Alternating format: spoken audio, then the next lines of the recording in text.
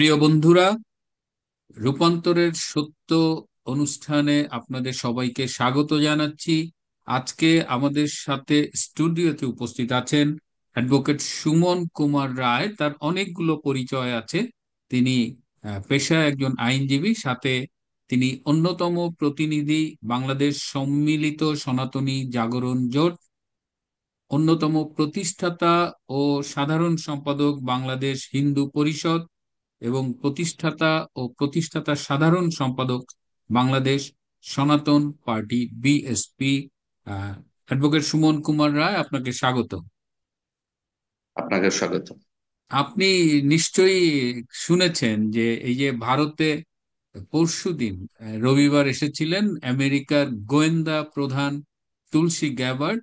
তিনি এনডিটিভির সাথে সাক্ষাৎকারে বাংলাদেশের সংখ্যালঘু, বিশেষ করে হিন্দু, বৌদ্ধ, খ্রিস্টিয়ান এবং ক্যাথলিক সম্প্রদায়ের উপরে যে নির্যাতন চলছে বর্তমানে ইনুস রেজিমে, সেটি নিয়ে আমেরিকার পক্ষ থেকে উদ্বেগ প্রকাশ করেছেন।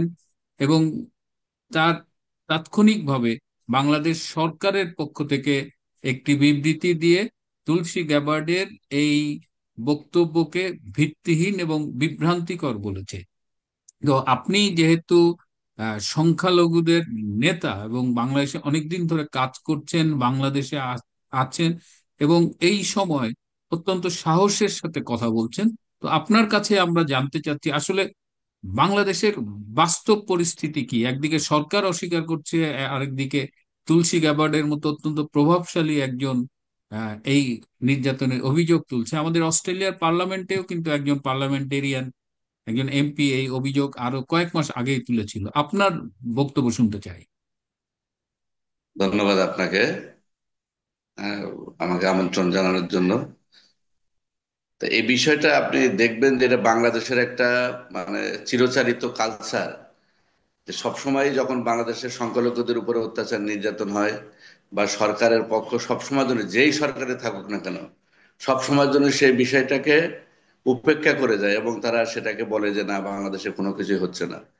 তা সেই ধারাবাহিকতা আপনি 96 সাল যদি দেখেন, 2001 সাল যদি দেখেন, 96 সাল অত আমার মনে নাই, কিন্তু 2001 সালের ঘটনায় আপনারা জানেন যে কি পরিমাণ সংখ্যালঘু সম্প্রদায়ের অত্যাচার নির্যাতন হয়েছে। এবং বর্তমান যিনি রাষ্ট্রপতি শাহাবুদ্দিন সাহেব, তার নেতৃত্বে একটা কমিশনও গঠন করা হয়েছিল, কিন্তু আওয়ামী লীগ আমলে এসে সেই ঘটনার কিন্তু একটা ঘটনারও বিচার করে নাই। এবং সেখানে যে পরিমাণ অত্যাচার নির্যাতন হয়েছিল সে বিষয়ে আমরা বহুবার দাবি জানিয়ে এসেছি। তো সেই সময় তৎকালীন যারা জামাত বিএনপি নেতৃবৃন্দ ছিলেন তারাও বারবার একটা কথা বলছিলেন যে বাংলাদেশে কোনো সংখ্যালঘু নির্যাতন হয় নাই, সংখ্যালঘু সম্প্রদায় এদেশে বেহেশতে আছে, তারা মায়ের কোলে আছে, এটা আমরা প্রায় শুনে থাকি। এবং কিন্তু দেখা যাবে যে প্রতিনিয়ত সংখ্যালঘু সম্প্রদায়ের উপরে অত্যাচার নির্যাতন এটা চলছে। 2001 সালের যদি আমি আপনাকে একটা পরিসংখ্যান দেখাই, যে সেই সময় খুন হয়েছিল 27টে, ধর্ষিতার সংখ্যা 270, দৈহিক নির্যাতন হয়েছে 4049, পরিবার উচ্ছেদ হয়েছে 38,500, উপাসনালয়ের উপরে হামলা হয়েছিল 150টির বেশি, 55টা, ব্যবসা প্রতিষ্ঠানের উপরে হামলা ভাঙচুর লুটপাট হয়েছে 4,551। এরপরেও এবারও প্রতিনিয়ত বাংলাদেশের সংখ্যালঘু সম্প্রদায়ের উপরে অত্যাচার নির্যাতন হয়েছে। 2008 সালে আওয়ামী লীগ সরকার ক্ষমতায় আসার পরেও, তো যখন 2001 সালে যখন বিভিন্ন সময় আমাদের যারা পূর্বসূরি ছিল যখন তারা মানে অত্যাচার নির্যাতিত হয়েছে, তারা যখন প্রতিবাদ জানিয়েছে, তখন তারা বারবার বলার চেষ্টা করেছে এটা আওয়ামী লীগের এজেন্ডা বাস্তবায়ন করছে এই হিন্দু বৌদ্ধ খ্রিস্টান ঐক্য পরিষদ বা হিন্দুরা। তখন তো হিন্দু বৌদ্ধ খ্রিস্টান ঐক্য পরিষদই ছিল বাংলাদেশের একমাত্র মাইনরিটি সংগঠন। পরবর্তীতে দেখা গেল তারা বলতো যে এরা ভারতের এজেন্ট বা রয়ের এজেন্ট। যাই হোক, 2006 তত্ত্বাবধায়ক সরকার আমলে কিন্তু সংখ্যালঘুরা সব থেকে বেশি ভালো ছিল। এবং ওই সময়ে বরঞ্চ অনেক জমি জায়গা যেগুলো দখল হয়েছে সেগুলো কিন্তু তারা উদ্ধার করেছে, এবং ওই সময় মানুষ নিরাপত্তার সাথে বসবাস করে, যেহেতু দ্রব্যমূল্য অনেক বেশি ছিল, যদিও সেটা সরকার গণতান্ত্রিক সরকার না সেই হিসেবে হয়তো বা আমরা, কিন্তু যদি আমরা শাসন বলি তো অবশ্যই সেই শাসন আমাদের জন্য অন্তত পক্ষে অনেক ভালো ছিল এটা আমি মনে করি। 2008 সালের পর থেকে আপনি যদি দেখেন আওয়ামী লীগ সরকারের আমলে প্রতিনিয়ত রামু থেকে শুরু করে নাসিরনগর, সাল্লা, গঙ্গাচড়া প্রচুর পরিমাণে সংখ্যালঘু সম্প্রদায়ের উপরে অত্যাচার নির্যাতন। এবং যেসব যারা অত্যাচার নির্যাতন করেছে তাদেরকে আওয়ামী লীগ সরকার আমরা দেখেছি অনেক সময় তাদেরকে মনোনয়ন দিয়েছে এবং চেয়ারম্যানদেরকে শ্রেষ্ঠ চেয়ারম্যান হিসেবে পৃষ্ঠপোষকতা করেছে। 2013 সালের একটা ঘটনা যদি আমি বলি, সেই সময় যে হামলা হয়েছিল, সেখানে খুন হয়েছে 4 জন, জখম 34, বাসস্থান আক্রমণ হয়েছিল 178, পরিবার উচ্ছেদ 348, উপাসনালয় হামলা হয়েছে 112, এবং ব্যবসা প্রতিষ্ঠান 7টা ভাঙচুর করা হয়েছে। এবং এই আপনার সম্প্রীতি আপনি জানেন যে কুমিল্লার ঘটনাকে কেন্দ্র করে একযোগে 8 দিনে 22টা জেলায় হামলা এবং ভাঙচুর করা হয়েছে। কিন্তু সেই সময়ও 2006 সাল থেকে আমরা রাজপথে বিভিন্নভাবে আন্দোলন সংগ্রাম করেছি। তখনও আমরা যখন আওয়ামী লীগ সরকার ক্ষমতায় এসেছে, তখনও তিনি বারবার বলতে চেয়েছেন যে আমরা এদেশের সম্প্রীতি বিনষ্ট করছি এবং আওয়ামী লীগ আমলে আমরা সব থেকে ভালো আছি। এবং কিছু কিছু ক্ষেত্রে অনেক সময় আওয়ামী লীগ নেতাদের মুখে আমরা শুনেছি যে হিন্দুদের এক পা থাকে বাংলাদেশে, এক পা থেকে ভারতে। কিন্তু দুর্ভাগ্যবশত আজকে তাদের কিন্তু দুই পায়ে ভারতে। যাই হোক, সে বিষয়গুলো আমরা বলতে চাই না, এই বিষয়গুলো এই জন্য প্রসঙ্গে তুললাম। আবার 5ই আগস্টের পরে যখন বিভিন্নভাবে সংখ্যালঘু সম্প্রদায়ের উপরে অত্যাচার নির্যাতন করা হলো, এই পর্যন্ত প্রায় 3,000 ঘটনা ঘটেছে, 3,000-এর বেশি ঘটনা ঘটেছে, যেটার অনেক অধিকাংশ তথ্য প্রমাণ আমাদের কাছে আছে। হিন্দু বৌদ্ধ খ্রিস্টান ঐক্য পরিষদ 2বার সংবাদ সম্মেলন করে তাদের সেই তথ্য তুলে ধরেছে। বাংলাদেশের সব থেকে একদম বহুল প্রচলিত এবং যারা কখনো অন্যায়ের কাছে মাথা নত করে না, যার কারণে সব সরকারের আমলেই তাদেরকে উপেক্ষা করা হয় এবং তাদের উপরে অত্যাচার নির্যাতন করা হয়, সেই প্রথম আলো। সেই প্রথম আলোতে আপনি জানেন যে 5ই আগস্ট থেকে 20ই আগস্ট পর্যন্ত 1,068 ঘটনার কথা বলা হয়েছে। সেই সময় সরকার বলতে চায় যে এই ঘটনাগুলো সম্পূর্ণটাই রাজনৈতিক। তাহলে রাজনৈতিক যদি হয়ে থাকে, তাহলে মন্দিরগুলো কি রাজনৈতিক? মন্দিরগুলো যে ভাঙচুর করা হয় এগুলো কি রাজনৈতিক? এগুলো তো যে ঘটনাগুলো আসছে, অনেকে ভয়তে থানায় যেতে পারে না, জিডি করতে পারে না, কারণ 5ই আগস্টের যে বিভীষিকাময় যে চিত্র, সেটা যারা আমরা খুব কাছ থেকে দেখেছি, মানুষ এখনো ভয়ে আতঙ্কে আছে। এখনো মানুষ 8টার বা 9টার পরে কেউ ঘর থেকে বেরোতে পারে না। পুলিশই তো 9টার পরে বেরোনো আমার জানা মতো অঘোষিত ভাবে বেরোতে বেরোতে চায় না তারা, কারণ তাদেরও নিরাপত্তা নাই। কারণ বাংলাদেশের মানুষ এখন খুবই আতঙ্কে এবং কারোর কোনো নিরাপত্তা নাই। প্রতিদিন গড়ে 6 জন করে, এটা পত্রিকার রিপোর্ট, 6 জন করে শিশু ধর্ষিত হচ্ছে, ফুম জখম, রাহাজানি। এখন কোন সরকার যদি এটাকে অস্বীকার করে, তখন আসলে তো কিছু করার নাই, কারণ সরকারগুলো অস্বীকার করে বিদায়ী। আপনি দেখেন শেখ হাসিনা সরকারকেও যখন আমরা বহুবার এই সংখ্যালঘু সম্প্রদায়ের অত্যাচার নির্যাতনের বিষয়গুলো বলেছি, তারা এই বিষয়গুলো কোনো আমলেই গ্রহণ করেনি। আমরা ভেবেছিলাম যে 5ই আগস্টের পরে আমাদের বড় দুইটা দল, জাতীয় দল বিএনপি এবং তারেক রহমান, কিন্তু সবসময় বলেছেন যে কোনোভাবে সংখ্যালঘু সম্প্রদায়ের উপর অত্যাচার নির্যাতন করা যাবে না, এবং যারা অত্যাচার নির্যাতন করবে তাদেরকে বহিষ্কার পর্যন্ত করার কথা বলেছেন। মহাসচিবও সেই কথা বলেছেন। জামাতের আমির ডক্টর শফিকুর রহমান তিনিও বলেছেন। তাহলে যদি নির্যাতন না হয়, তাহলে তারা সেগুলো বললেন কেন? এবং ডক্টর মোহাম্মদ ইউনূস যেদিন প্রথম বিদেশ থেকে, ফ্রান্স থেকে যেদিন বাংলাদেশে আসলেন, যখন তিনি ক্ষমতা নেন নাই, তখনও তিনি বলেছেন যে বাংলাদেশের সংখ্যালঘু সম্প্রদায়ের উপর অত্যাচার নির্যাতন হচ্ছে, মানে এটা কোনোভাবে হতে দেওয়া যায় না, আমরা নতুন বাংলাদেশ বিনিময়ে সবাইকে সাথে চাই। তো এটা অস্বীকার করলে তো আর আপনি কিছু করার নাই। বাংলাদেশের, আপনারা জানেন যে এই বিভিন্ন সময় আমরা যখন একত্রিত হয়ে এটার প্রতিবাদ শুরু করলাম 9 তারিখে, 10 তারিখে, পরবর্তীতে 4 অক্টোবর, এবং পরবর্তীতে চিন্ময় কৃষ্ণদাস ব্রহ্মচারীকে আমরা সাথে নিয়ে সারা বাংলাদেশের সনাতনী সম্প্রদায়কে যখন আমরা একত্রিত করে বাংলাদেশের হাজার বছরের ইতিহাসে সনাতনীদের এই দীর্ঘদিনের যে অত্যাচার নির্যাতন 47 সাল থেকে এই পর্যন্ত, 1965 সালে আপনি জানেন যে অর্পিত সম্পত্তির নাম করে এখনো পর্যন্ত আমাদের সেই ইনেমি প্রপার্টি রয়েছে, যেটা পাকিস্তান আমলেও কিন্তু সেটা বাতিল করা হয়েছে। তো এই সনাতনী সম্প্রদায়কে বিভিন্নভাবে বিভিন্ন রাজনৈতিক দল বলির পাঠা হিসেবে বা ভোট ব্যাংক হিসেবে ব্যবহার করে দীর্ঘদিন ধরে আসছে। আবার আরেকটা দল তাদেরকে ভোট না দেওয়ার কারণে তারা বিভিন্নভাবে আমাদের উপরে অত্যাচার নির্যাতন করছে। আমরা যেটা বারবার সব সময় বলে থাকি, 3L, ল্যান্ড, লেডি এবং লিডারশিপ, বাংলাদেশের মাইনরিটিদের কাছ থেকে সেটা ছিনিয়ে নেওয়া হচ্ছে এবং বিভিন্নভাবে চেষ্টা করা হচ্ছে বাংলাদেশের সংখ্যালঘু সম্প্রদায় যেন রাজনৈতিকভাবে ক্ষমতায়ন না হতে পারে, এবং তাদেরকে বিভিন্নভাবে অত্যাচার নির্যাতন করে যাতে জমি দখল করা হয়। এখন তো একদম প্রকাশ্যে কেউ যদি নিজের চিকিৎসার জন্য জমি বিক্রি করতে যায়, তখন প্রায় বলা হচ্ছে যে জমি কেন কিনবো আপনার কাছ থেকে, আপনি তো এমনি ফেলে যাবেন, এমনি ফেলে যাবেন। তাহলে কি ভয়াবহ পরিস্থিতি! আজকে সম্প্রতি কালকের ঘটনা, রনি সত্যার্থী মানিকগঞ্জের একটা ছেলে, তাকে ভুয়া একটা আইডি দিয়ে তার ভিতরে ধর্মীয় অজুহাতে তার বিরুদ্ধে মামলা দেওয়া হয়েছিল আরো 3-4 বছর আগে। সে দীর্ঘ 2 বছর জেল খেটে সেই মামলা থেকে যখন সে অব্যাহতি পেয়েছে, কালকে তার বাড়িতে আবার বিভিন্ন ভাবে তাকে অত্যাচার নির্যাতন করার চেষ্টা করা হচ্ছে, সে বাড়িতে থাকতে পারছে না। 4 বছর আগের ঘটনা, যেটা মিথ্যা মামলা, এই ধর্মীয় অনুভূতির আঘাতের নাম করে, ডিজিটাল নিরাপত্তা আইনের নাম করে হাজার হাজার ছেলেদেরকে আমাদের বাড়ি ঘরে যেমন ভাঙচুর করা হয়েছে, লুটপাট করা হয়েছে, ধর্ষণ করা হয়েছে, আবার তাদেরকে জেলে রেখে নির্যাতন করা হয়েছে, তাদেরকে হাইকোর্টে পর্যন্ত তাদেরকে বেল দেওয়া হয় নাই। এবং এমনও আমরা বলতে শুনেছি যে জেলে আছে বরঞ্চ বেঁচে আছে, বাইরে গেলে তো বরঞ্চ মারা যাবে। তাহলে বাংলাদেশে আইনের শাসন, সনাতনী সম্প্রদায় কোনো জায়গায় কোনো আমলেই আমরা ভালো ছিলাম না। হ্যাঁ, তবে এতটুক যে বিষয়গুলো শেখ হাসিনার আমলে অন্তত পক্ষে চাকরির ক্ষেত্রে, যুবকদের অনেক ক্ষেত্রে আমরা যোগ্যতার ভিত্তিতে চাকরি পেয়েছি, সেখানে বৈষম্য ছিল না।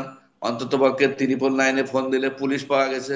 মানুষ নিরাপত্তার সাথে অন্ততপক্ষে হিন্দু বাড়ি ঘরে হামলা হলেও আমরা পুলিশকে গিয়ে বললে পুলিশ গুরুত্ব সহকারে সেটা দেখেছে। এবং যে কোনো, আমরা মনে করেছে যে আমি না থাকলে আমার ভাই আমলিক করে বা আর একজন করে, সেখানে গিয়ে আমরা হয়তোবা আশ্রয় পাবো বা আমরা ন্যায় বিচার পাবো।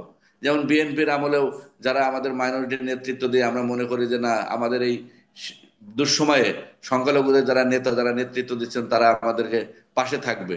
কিন্তু দুর্ভাগ্য বিষয়, 5 তারিখের ঘটনায়ও আমরা অনেক বড় বড় রাজনৈতিক দলকেও আমরা দেখেছি যে তারা এই সংখ্যালঘু সম্প্রদায়ের বিষয়গুলো অস্বীকার করে। এটার কারণ হলো তারা সংখ্যালঘু নির্যাতনের বিষয়গুলো, এটা ইন্টারন্যাশনাল ফোকাস হোক বা বাংলাদেশের নির্যাতন হচ্ছে সেই বিষয়গুলো তারা তুলে ধরতে চায় না। কেন চায় না সেটা আমরা জানি না, কিন্তু আমার মনে হয় যদি সংখ্যালঘু সম্প্রদায়ের পাশে 5 তারিখের পরে বড় বড় রাজনৈতিক দলগুলো যদি আমাদের পাশে এসে দাঁড়াতো, তাহলে তো আরে আজকে যে কথা আমাদের বলতো, মামা অনেকে বলে যে আপনারা তো সব আমলিগ করেন। ভাই, সব আমলিগ করবে কেন? কেন করবেন আপনি? তো আমলিগের তো কিছু সময় সময়ে মানুষ কিছুটা নিরাপত্তা পায়, কিছু সুযোগ সুবিধা পায়।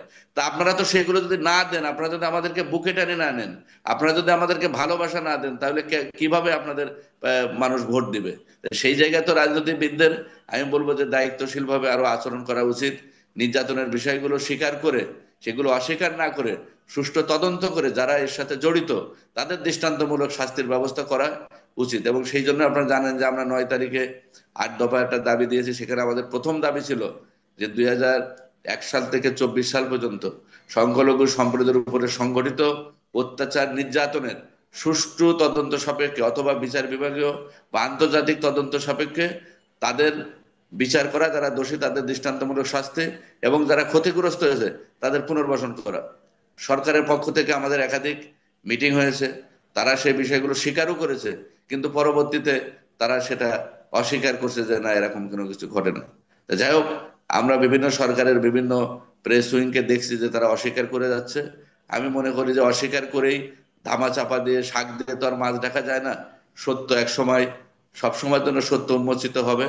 এবং আপনাদের মতো যারা মিডিয়া আছেন বা আরো যারা আছেন, আমরা যারা আছি, আমরা বলতে থাকবো, আমরা আমাদের সত্য কথা তুলে ধরতে থাকবো। এতে যাওয়াই হবে, এটা নিয়ে ভয় পাওয়ার কিছু নেই, আমরা ভীত তার না। মানে আপনার কথা শুনে যেটা মনে হলো, এবং মানে সব সব সরকারের আমলেই সংখ্যালঘুদের মানে যতটা অধিকার পাওয়ার কথা, যতটা স্বস্তিতে থাকার কথা, সেটা থাকেনি। কিন্তু আপনি যখন তুলনা করছেন তখন বলছেন যে আওয়ামী লীগ আমলে অন্তত কিছু সুবিধা আপনি পেয়েছেন, কিন্তু বর্তমানে অবস্থা যে কোনো সময়ের চাইতে খারাপ। এবং এই কালকেই বোধহয় লক্ষ্মীপুরে দেখলাম যে একটা গ্রামে হিন্দু বাড়ি পুড়িয়ে দিয়েছে, 10-12টা বাড়ি। আমি আজকে আমার একটা শোতে দেখিয়েছি। আবার চিন্ময় প্রভুর কথা বললেন, তিনি সারা দেশে সনাতনী জোটের ব্যানারে হিন্দুদের রাইটস নিয়ে একটা অবস্থান নিয়েছিলেন, তখন তাকে মিথ্যে মামলায় গ্রেপ্তার করা হলো। তো আবার কালকে দেখলাম যে চিটাগাঙে যে চিন্ময় প্রভু যখন আদালতে এসেছিলেন, সেখানে একজন, মানে তারই ধারাবাহিকতায় একজন আইনজীবী খুন হয়েছিলেন, এবং সেই আইনজীবীর খুনের বিরুদ্ধে অসংখ্য আসামি করেছে যারা এর সাথে জড়িত না, এবং তারা কোর্টে যে আইনি সহায়তা পর্যন্ত পাচ্ছে না, তাদের পক্ষে উকিল পর্যন্ত দাঁড়াতে পারছে না। তো আপনি তো একজন নিজেও আইনজীবী, এই যে একজনের যে কোনো আসামি, খারাপ হোক ভালো হোক যাই হোক, একজন আসামি তো আইনজীবী পাবার অধিকার আছে, এটা তার একটা রাইট। কিন্তু আপনারা কি আদালতে দাঁড়াতে পারছেন? বা এখন কি অবস্থা? চিটাগাং এ তো শুনলাম দাঁড়াতেই দিচ্ছে না। আর চিটাগাং এর পরিস্থিতি আপনারা জানেন যে ওখানে আমাদের এক সহকর্মী, আমাদের ভাই, আলিফ, তাকে কে বা কারা হত্যা করেছে, কিন্তু যে কথাটা আমরা বারবার সব সময় বলি, যে হত্যাকাণ্ডের সাথে কোনোভাবেই বাংলাদেশ সনাতনী জাগরণ জোটের কোনো সদস্য জড়িত নয়। এবং এটা সুষ্ঠু তদন্ত করে যারা এর সাথে জড়িত হোক না কেন, আমি মনে করি যে জোটের কেউ জড়িত না, কিন্তু কেউ যদি জড়িত থাকে, সে যেই থাকুক না কেন, তাকে দৃষ্টান্তমূলক শাস্তি আমরা দাবি করি, ন্যায় বিচার আমরা চাই যে ন্যায় বিচার হোক। কিন্তু এটা যে দীর্ঘদিন হয়ে গেল এমন একটা স্পর্শকাতর মামলা, সেই মামলায় এখনো পর্যন্ত তদন্তর রহস্য জালটা এখনো পর্যন্ত আমরা বা যারা গোয়েন্দা সংস্থা আছেন বা যারা প্রশাসনের, তারা ভেদ করতে পারে না। হঠাৎ করে প্রথম একদিন ধরলো, ধরে এটাকে আওয়ামী লীগের উপরে চালানোর চেষ্টা করা হলো। এটা আমরা আওয়ামী লীগের আমলেও দেখেছি, কোনো কিছু হলেই জামাত বিএনপির উপরে দায় চাপানোর চেষ্টা করা হতো। তাই এখন ঠিক সেইভাবেই সেটাকে আওয়ামী লীগের কারণ বা ফ্যাসিস্ট আওয়ামী লীগের দোসর, এইভাবে একটা ট্যাগ দেওয়ার চেষ্টা করা হচ্ছে সত্য ঘটনাকে আড়ং করার জন্য। তা আমি আপনার এই টকশোর মাধ্যমে আমি প্রশাসনকে অনুরোধ করব যে অনতিবিলম্বে এই ঘটনার সাথে কারা জড়িত, সুষ্ঠু তদন্ত সাপেক্ষে দ্রুত এটার যারাই জড়িত হোক তাদের বিরুদ্ধে যেন চার্জশিট দেয়, কিন্তু কোনো যেন নিরপরাধ, নিরীহ, এটা আমাদের আইনের একটা দর্শন যে সকল হাজার হাজার নিরপরাধ ব্যক্তি ছাড়া পাক, কিন্তু এই ছাড়া পাক, কিন্তু কেউ যেন নিরপরাধ কেউ যেন শাস্তি না পায়। এটাই আইনের কিন্তু অন্যতম একটা দর্শন। তো বাংলাদেশের সেই দর্শন থেকে আমরা সম্পূর্ণই আমার মনে হয় সরে এসেছি। সবকিছু রাজনৈতিকভাবে বিবেচনা করা হয় এবং রাজনৈতিক চিন্তা চেতনায় দেশ পরিচালনায় করা হয়। এবং বিভিন্ন জায়গায় আপনি দেখবেন যারা হিন্দু মাইনরিটি, তাদেরকে বিভিন্ন জায়গা থেকে চাকরিচ্যুত করা হচ্ছে। যদিও এখানে যারা মুসলিম, তাদেরও করা হচ্ছে, কিন্তু বিশেষ করে মাইনরিটি যারা, তাদের উপরে বিশেষ করে। এবং আমি তো শুনলাম বিভিন্ন জায়গায় যারা সরকারি চাকরি করে, তাদের সরকারি চাকরির ক্ষেত্রে গেলে অনেক সময় নাকি মোবাইলটাও কেড়ে নেওয়া হয়, মানে কেড়ে নেওয়া মানে মোবাইলটা নিয়ে রাখা হয়, যে তারা কার সাথে যোগাযোগ করছে, কার সাথে ফোন করছে, বাইরের কোনো শক্তি, তারা মানে এই যে একটা সন্দেহ, এই যে একটা মানে রাষ্ট্রের নাগরিক হিসেবে যারা দীর্ঘদিন সেবা দিচ্ছে তাদের মধ্যে যে একটা সন্দেহ পোষণ করা, এটা তো এক প্রকার একটা মানসিক নির্যাতনের মধ্যেই কিন্তু সেগুলো পড়ে। আপনি যে চট্টগ্রামের কথা বললেন, চট্টগ্রাম আপনি জানেন যে সে হত্যার পরে বিভিন্ন সময় আমাদের কোনো আসামিকে সেখানে দাঁড়াতে দেওয়া হয় নাই। এবং এখনো পর্যন্ত আমরা যতটুকু জানতে পারছি, বিভিন্নভাবে যারা আসামি ওই পক্ষে যারা দাঁড়ানোর চেষ্টা করছে, তাদেরকে বিভিন্ন ধরনের হ্যারাসমেন্ট করার চেষ্টা করা হচ্ছে, তাদেরকে হয়রানি করার চেষ্টা করা হচ্ছে। তো মাঝখানে আপনি জানেন যে চিন্ময় কৃষ্ণ তার ব্রহ্মচারীর শুনানির জন্য ব্যাপকভাবে বাধা সৃষ্টি করা হয়েছে। ঢাকা থেকে প্রায় 11 জন আমরা আইনজীবী গিয়ে সেটা শুনানি করে, সেটা এখন বর্তমানে ঢাকা বাংলাদেশ সুপ্রিম কোর্টের হাইকোর্ট বিভাগে 27 নম্বর কোর্টে সেটা শুনানির জন্য রয়েছে। তা বিজ্ঞ মহামান্য 2 জন আইনজীবী, আহ, মাননীয় বিচারপতি আতর রহমান এবং মাননীয় বিচারপতি আলী রোজা বেঞ্চে 2 সপ্তাহের রুল দিয়েছিলেন। সেই রুল ডিসপোজাল করার জন্য, অ্যাবসলিউট করার জন্য আমাদের যিনি সিনিয়র আইনজীবী আছেন এই মামলায় নিয়োগ, অপূর্ব ভট্টাচার্য, তিনি কাজ করছেন। এবং তিনি মেনশন স্লিপ দিয়ে এবং এই তার আগে যা যা আইনগত বিধান আছে সেগুলো আমরা পরিপূর্ণ করে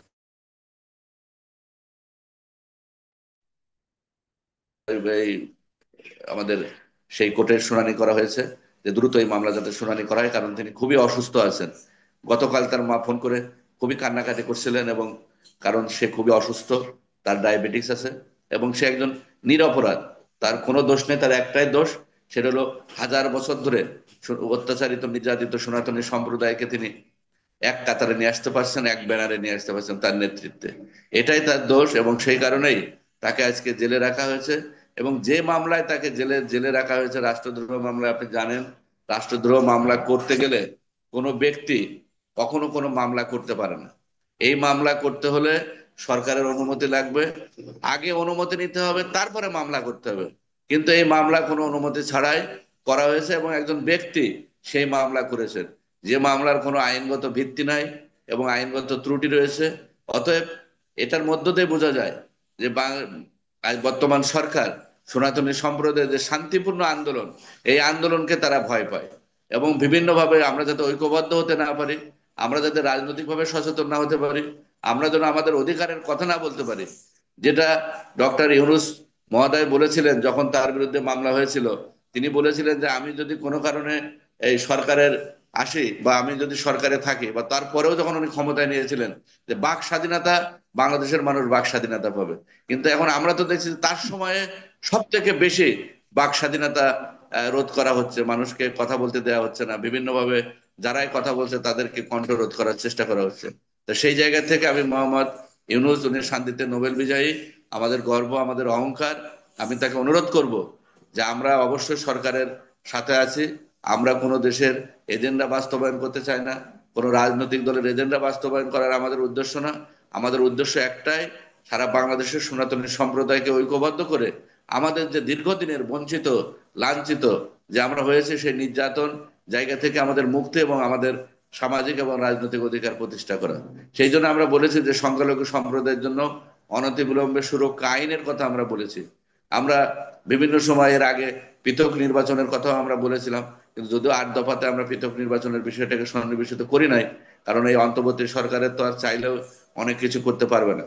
তা আমাদের একটা ধারণা ছিল যে উনি যতটুকু পারে সেই জায়গাগুলো তার সাথে আমাদের আলোচনার মাধ্যমে উনি সমাধান করবেন। বাকিগুলো যে সরকার আসবে, সেই সরকার পরবর্তীতে ধারাবাহিকভাবে সেই জায়গাটা, আমাদের অধিকারের জায়গাটা, আমাদের নিরাপত্তার প্রশ্ন, আমাদের বেঁচে থাকার, মাথা উঁচু করে বেঁচে থাকার বিষয়গুলো সেই সরকার দেখবে। কিন্তু উনি বিভিন্নভাবে, দেখা গেল যারা এই আন্দোলনের সাথে জড়িত তাদেরকে বিভিন্নভাবে মিথ্যা মামলা দেয়া হলো।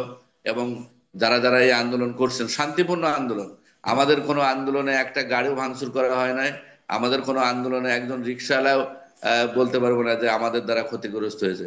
সেই শান্তিপূর্ণ আন্দোলনকে বিভিন্নভাবে ব্যাঘাত সৃষ্টি করা হয়েছে, মিথ্যা মামলা দেওয়া হয়েছে, এবং তাদেরকে অনেকে এখনো পর্যন্ত জেলে আছেন, এবং বাড়ি বাড়ি গিয়ে তাদেরকে হুমকি দেওয়া হচ্ছে যে এই আন্দোলনের সাথে জড়িত থাকলে তারা এলাকায় থাকতে পারবে না।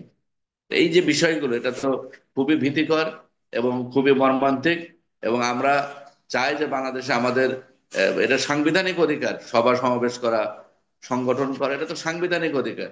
সেই সাংবিধানিক অধিকারকে যদি একটা সরকার, যেটা অন্তর্বর্তী সরকার, কোনো পলিটিক্যাল গভর্নমেন্ট না, যারা সবার জন্য সমান হবে, এবং যে সরকার আসছে বৈষম্য বিরোধী আন্দোলনের মধ্য দিয়ে, তা সেই বৈষম্য বিরোধী আন্দোলনের মধ্য দিয়ে সরকার এসে যদি তাদের মাধ্যমে আমরা বৈষম্য দেখি, এবং ব্যাপক আকারে বৈষম্য বরঞ্চ তাদের ভিতরে দেখা যাচ্ছে, তাহলে এটা তো আমি বলবো যে এটা খুবই লজ্জাজনক, এবং মানুষ এবং জাতি আমরা খুবই হতাশ।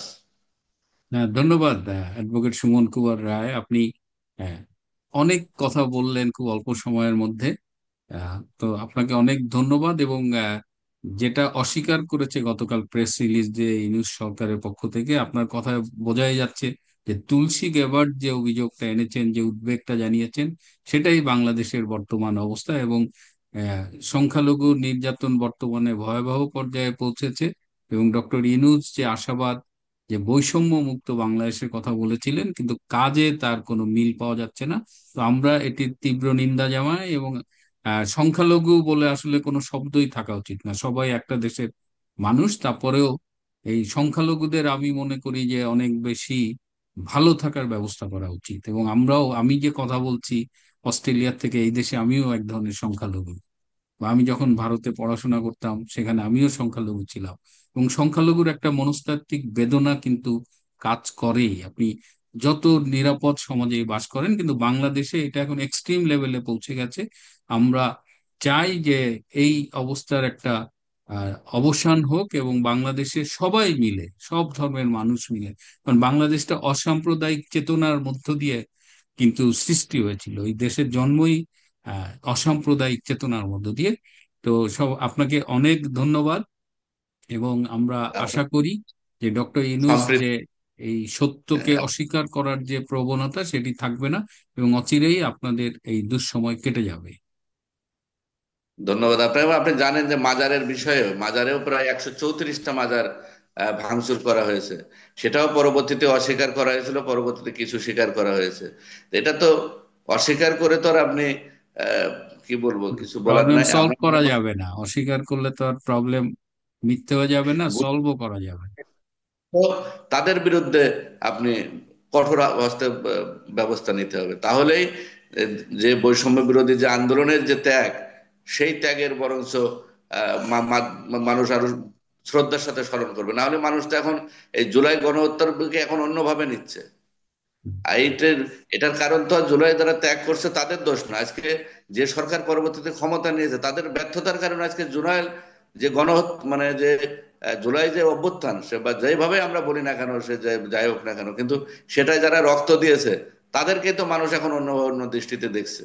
তা আমরা মনে করি যে সরকার তার জায়গা থেকে ফিরে এসে সত্যকে সত্য বলবে, সত্যকে আড়াল না করে যারা অন্যায়ের সাথে জড়িত তাদেরকে দৃষ্টান্তমূলক শাস্তির ব্যবস্থা করবে, সংখ্যালঘু সহ বাংলাদেশের সকল মানুষের নিরাপত্তার ব্যবস্থা করবে, অসাম্প্রদায়িক এবং উন্নত সমৃদ্ধ বৈষম্যমুক্ত গণতান্ত্রিক বাংলাদেশ অচিরেই প্রতিষ্ঠা হবে, এটাই আমরা বিশ্বাস করি।